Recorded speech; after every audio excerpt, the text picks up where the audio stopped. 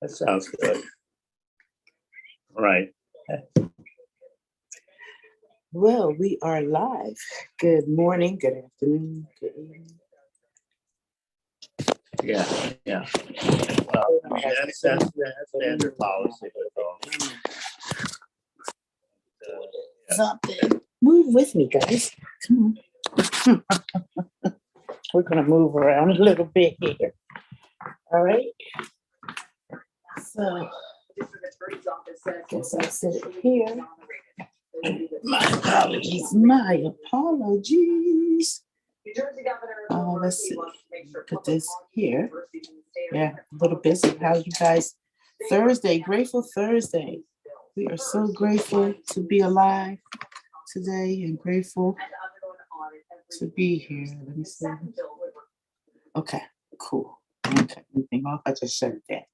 Hey guys, Tia Rodgers coming to you this evening, and we're going to continue with Powernomics. You know, okay, I don't know how you guys can use. Here we go. There it is. So you can see it in the group, and you can see it on YouTube and in the Zoom feature. Yesterday we left off talking about the metrios manamusis versus brainwashing. So I'm going to continue with brainwashed for life is what we're going to read today. Simply put, brainwashing was an intensive program of dehumanization, physical degradation, re-education, and introdoctrination. The North Korean communists, much like Willie Lynch, were not simply interested in controlling the POWs. While they were in prison camps through the eyes of a captor, even after they were free and integrated back into everyday American society. Both systems were enormously successful. Like Black slaves, the imprisoned soldiers were captured, transported into a hostile country, made a minority in their segregated prison communities, and made totally dependent upon their captors for the basic necessities of life. Dependence eventually bloomed into embeddedness. The POWs were grateful to their captors for a few kindness, such as occasional extra food, an apple, a piece of candy, or an extra blanket.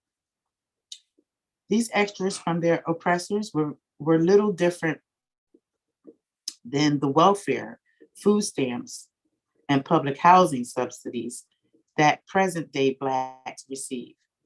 And like the white overclass of today, the Korean Guards reduced or totally eliminated a benefit when displeased with a POW's behavior. The power exercised by the guards and the powerlessness of the POWs themselves constantly reinforced the cycle of despair and suffering. Korean brainwashing broke the will of highly trained soldiers so that they had no interest in trying to escape. It destroyed the POW's trust, code of conduct, and sense of connection to their captured comrades. Many chose to become turncoats and remained with their captors after release. Metris manumission, and Willie Lynch had nearly the identical effect on Black slaves and their descendants. The conditioning broke their will. Only a few thousand of more than 5 million slaves ever attempted an escape. Out of 252 known slave revolts, a Black informed nearly every time. Ironically, on the eve of the Civil War, over 6,000 Blacks were slaveholders. Many fought with the Confederacy to maintain slavery. Some even elected to stay with the white slave masters after the war was over.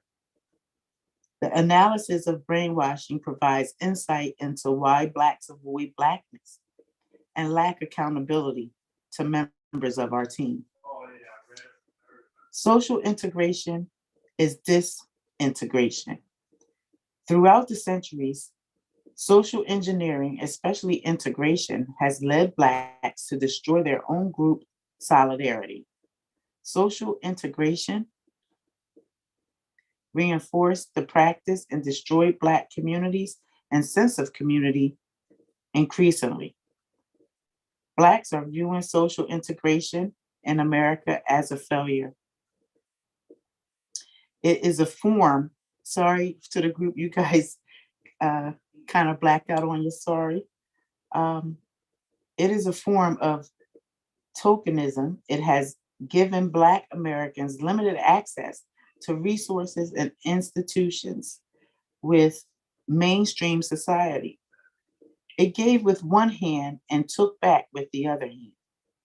Blacks now own and control less than they did in 1954, before the integration process began. Blacks gave up their own businesses, educational institutions, political leadership, culture, and quasi-communities. By comprehension, approximately 90% of all the Asians, Arabs, and Hispanics in America immigrated within the last 30 years, following the end of the Black Civil Rights Movement, and have economically suppressed Blacks.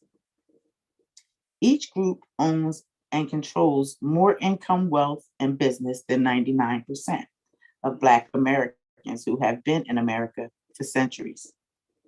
The Civil Rights Movement and social integration opened the nation's door of wealth and power to everyone except Black people.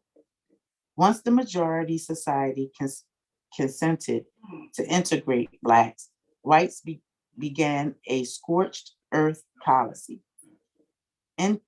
intentionally destroying large urban cities, abandoning them, and cannibalizing their industries, businesses, and other wealth-producing entities. They used the authority of urban renewal policies to drive expressways through the most prosperous Black business districts and communities throughout the nation. The majority society has forced Blacks to bear the burdens associated with the integration process. Whites frequently complain that Blacks are too race conscious. In fact, their inappropriate behavior patterns indicate they have not been race conscious. When integration destroyed Black business communities, Black consumers consumed to white suburban malls and started spending approximately 95% of their annual disposable income outside of their own communities. Black colleges were converted to miniature white colleges. Blacks seeking education, jobs, homes, and leadership were forced to turn to the majority white society. Integration has a built-in unofficial quota system of 5 to 8%, sometimes called the tipping point, to ensure that Blacks will always be a powerless, non-controlling minority in white communities, businesses, schools, and public offices. Once the Black percent reaches 5 to 8%, white becomes fearful of losing their majority status and control over Blacks. They sell their homes, move their businesses, and transfer their children to all white schools, typically a situation where whites are the majority and blacks are the minority, is described as a racial balance. Social integration co-opted blacks into practicing individualism rather than group solidarity and group competitiveness. Individualism is the perfect ideology weapon to defend the group privilege that each generation of whites inherits over blacks. Individualism gives what appears to be a reasonable explanation for black underachievement. Further, it provides a responsive and neutral justification for opposing any compensatory or preferential treatment for blacks while protecting the political and economic group interests of whites. By ignoring racism, individualism maintains the racial status quo. It argues that emancipation, integration, affirmative action, or even reparations for blacks are wrong because would be called government would be called upon to support the rights of a group over the reverent rights of individuals.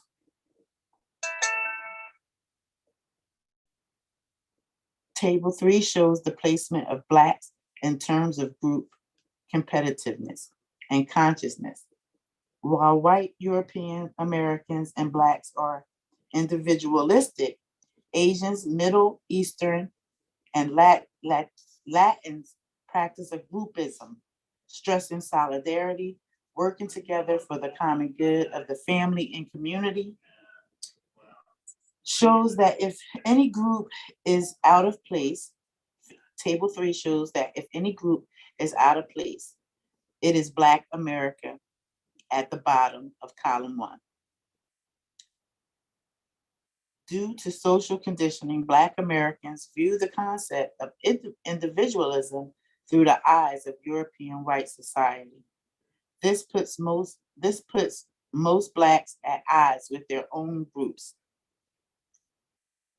interests. All the population groups in column 1 are considered white except Black Americans. Black America mistakenly placed a higher value on individual achievement and merit as opposed to group achievement. We surrender our competitive advantages to group-oriented immigrants who enter and dominate Black businesses areas and outcompete Blacks for jobs and educational and social opportunities. Black America will continue to suffer a double loss, losing out to groups identified in both column 1 and column 2. As long as there is a gap between our ideology and the reality of our predicament, our value is misplaced. We should not be in the individualistic column. We will remain outside and underneath the European white societies until we develop a coherent group orientation and identity. When Blacks act as individuals rather than as a group, it is easier for the majority society to control and manipulate them. It also brings comfort to whites because it lowers their fear of Blacks as a group competitor. Blacks are further misled by our celebrity culture. In our celebrity culture, the status assigned to popular Blacks gives the illusion that Blacks are judged and accepted based upon individual achievement rather than the acceptability of the group and community to which they cosmetically belong. So, elements of functional communities. Now that we have identified some of the major menaces and impediments to building Black communities, let's begin to design the kind of communities that we want and need. These communities must be built to overcome all the previously mentioned destructive elements. In the following pages, we will present designs for physical and human communities that can reverse the effects of centuries of social conditioning. The first thing we must do is convert residential neighborhoods into functioning communities that contain three key elements or operating systems. First, they should have an independent economy that is wholly owned by residents of the community and provides consumer products, services, businesses, and employment opportunities. Second, they should have an active code of conduct and group accountability. Third, they should have a form of governance that collectively speaks for the residents and is capable of applying political pressures to outside groups. Let's elaborate more fully on each of these elements. Independent economy. Not one Black neighborhood in America has a Black business economy upon which its members can depend to supply its residents with their daily necessities, products, services, or jobs. As stated earlier, the civil rights movement of the 1960s was destructive to urban Black communities in many aspects. Black America would have been much better off had the movement equipped Blacks to be their own job and product producers rather than seekers of the jobs and products of others. If Blacks had become production oriented rather than consumption oriented, there is a little likelihood that today they would have a hidden national unemployment rate of 34% and live in the neighborhoods rather than communities today. Black neighborhoods are totally dependent upon whites and other competitive groups to supply the products, services, and employment needs of Black neighborhoods. Code of ethic, code of conduct, and group accountability. A code of conduct is a standard of behavior that outlines what is right and wrong within the outside of the community. It serves as a competitive tool that promotes group unity and accountability by suggesting either rewards or punishments for the members based upon how their acts help or hurt the members of the group. The burden for establishing and enforcing a code of conduct typically falls upon the shoulders of the community's basic institutions, the church, family, and school. A code of conduct does several things for the community. First, a system or collection of rules. It prescribes and justifies how Blacks should think, see, and behave with other individuals and groups. These rules can be explicit or implicit, but either way, they are to govern individual behavior that affects a group. A Black code of conduct is necessary to keep the destructive behavior that is so often evident in Black neighborhoods. Moreover, wealth and power can be built only where there is an enforceable code of conduct. A code of conduct defines inappropriate behavior and impedes it. It also rewards behaviors that uplift and strengthen the group. Any group that is characterized by self-hate, a lack of group self-interest, disorganization, and other social pathologies must implement a code of conduct in order to build and organize society and maintain an infrastructures that include schools, healthcare systems, and other human services. Once a code of conduct has been articulated, it should be adapted and communicated through schools, neighborhood organizations, churches, and families so that it reaches all the residents. It must not only become a guide to appropriate behavior, but also a guide towards accountability and the development of penalties for inappropriate behavior. The code of conduct should be carefully taught to Black children so that each generation will know what is expected of it. Among other things, Black youth need to know how they should treat other members of their family and community, how to conduct themselves at school, in church, or in the community, and how to show respect for themselves, their property, as well as the property of others. A code of conduct must effectively discourage Sambo behavior that was once known as Uncle Tomism. This kind of behavior is extremely detrimental to community building. It is nearly impossible to eliminate because dominant society rushes to reward it. Sambonism is a means of social control that extends all the way back to slavery.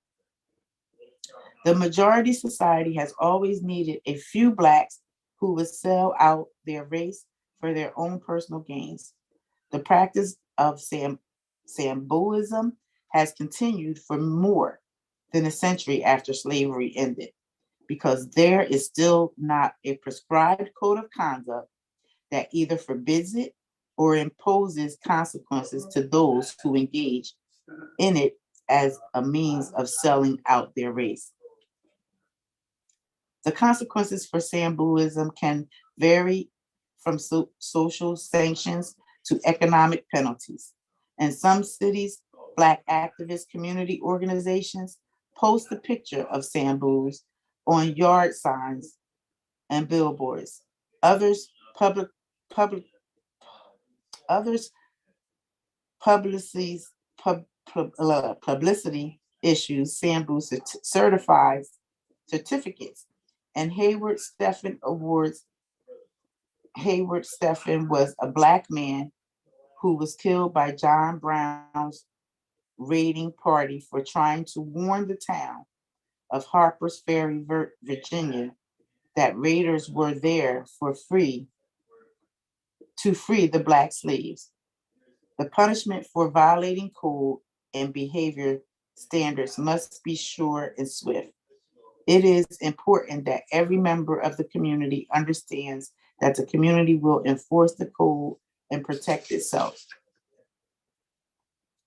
So that's what we're gonna stop there for tonight. And we're gonna go over here, my book, 12, what is it? Okay, I know you guys can see it over here, but I can't get it here. You guys can see it here, but there it is. Is it? All right, 12 universal laws of success. And we had stopped yesterday evening at evaluating your present position. When you work, have a goal and vision in your mind.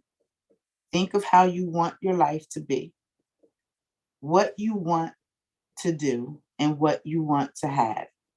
Define your goals and visions clearly and concisely in your thoughts. That which you establish in your thoughts become the blueprint for your life experience. When your energies through work are directed towards specific goals, you create a positive forward momentum. This forward momentum helps you overcome the things you dislike about your present work situation. If you are not satisfied with your present work situation, focus your attention on your goals and proceed toward them. Determine what you must do to move closer to your goals. If you need more education or experience, be willing to get it. By focusing on your goals and visions, you are less affected by the conditions of your present work situation. Many people, though they are dissatisfied with their work, will not put forth the extra effort to pursue their satisfaction. They prefer to complain and criticize others rather than take steps to change or improve their condition. These unfortunate souls become so overwhelmed with the weeds, the negative aspects of their present work situation, that they hide their own shortcomings and dissatisfaction by criticizing and tearing down other people. To attain your right work, you must remove the weeds and avoid this kind of negative conduct. Believe in your heart that no set of conditions or circumstances can keep you from attaining your goals and realizing your vision. Take the high road and rise above the shortcomings of your present work to the foundation of your right work as revealed by your goals and vision.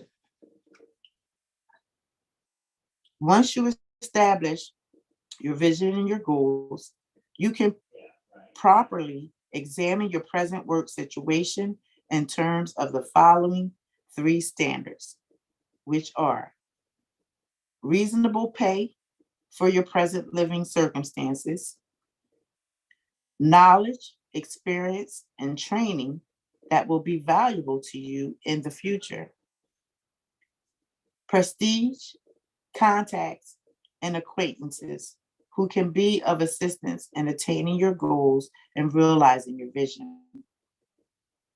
Evaluate your present work situation and any other position you consider taking in terms of these three standards. The most important of these standards is the second one, valuable knowledge, experience, and training. The next in importance is prestigious, contacts, and acquaintances. Oh, prestige, contacts, and acquaintances. Reasonable pay for the present is the least important of all. This is not to imply that reasonable pay is not important, because it is. The point is, if a sacrifice is to be made, do it in the present. Beware of urges for immediate gratification and consumption. Do not sacrifice the future to satisfy the present. And that's going to conclude our reading for tonight, ladies and gentlemen. And I'll be back with you guys tomorrow as we wrap up. What's this? I think we're in chapter 3, right? We're going to wrap up chapter 3 with Powernomics, and we're going to finish up where we are now with the right work. So for tomorrow, I want to thank you very much for allowing me to come and disrupt your evening every evening as we are on the countdown from our 88 days into 2023. I think we're now 70 days or 69 days, because the other day it was the 71. So we might be at 69 because the day is the 19th. What is it that you have set out to do to move yourself forward? After you've done your self-assessment and awareness, where was the areas that you felt as though that you could benefit from improving and working on? And what steps are you taking to plan your work and work your plan, right? Remember, on this journey is really, truly a journey. And when you love what you do, you don't see it as work and you enjoy it. So I hope that whatever it is that you're choosing to do, it's going to be something that you're going to enjoy for many, many years to come. And that you would do it anywhere for anyone, it's important. But as we move on, just know to have some patience with yourself. Allow yourself grace. Allow yourself space to grow, because we're all growing, learning, and healing. We all do it, whether we want to or not. Change is going to come whether we want it or not. how we respond to the changes, how we respond to what we need to do to move ourselves forward. It's totally up to you, but it makes a difference. You can go against the grain, or you could be a trailblazer and start a whole new path of your own. It's all up to you. You're not limited in any way because you were born a winner from the time you were conceived in your mother's womb. And you were born with all that you have that you're going to need to make it in this world. I wish I could tell you it's going to be a fun, easy journey, but I'd be lying to you and I don't want to die. I want to tell you the God's honest truth. And this is my truth that I speak. And I'm grateful to have these two books here they can't see it on YouTube. I hit myself in the glasses because it helps so much as we are priming our brains and we're looking at our mindsets to see, are we what's holding us back? Is it the way we're thinking about the things that we want in our life? And if you're not where you want to be, have you thought about where you want to be and what steps you need to get there? And who do you know that could help you along the way? Either give you some advice, coach you, mentor you, teach you, show you. But you'll never know if you never take the first step. You have to start. You got to start somewhere. So why not start with you? Self-development and growth goes hand in hand. And I'm sure that you can handle it all. I want to thank you so much for your time this evening. I'm going to say goodbye to the Facebook groups. Goodbye, guys. And I'll see you tomorrow morning for Tammy's Motivation in the morning. Talk to you later. Bye-bye now. Oh, excuse me. So we're going to end that broadcast. And now I'm going to say goodbye, YouTube, so that we can all catch up with each other later. Talk to you in the morning. Bye-bye. I'm going to go here and see if I can. Yep, we're going to stop the live stream. See you, YouTube.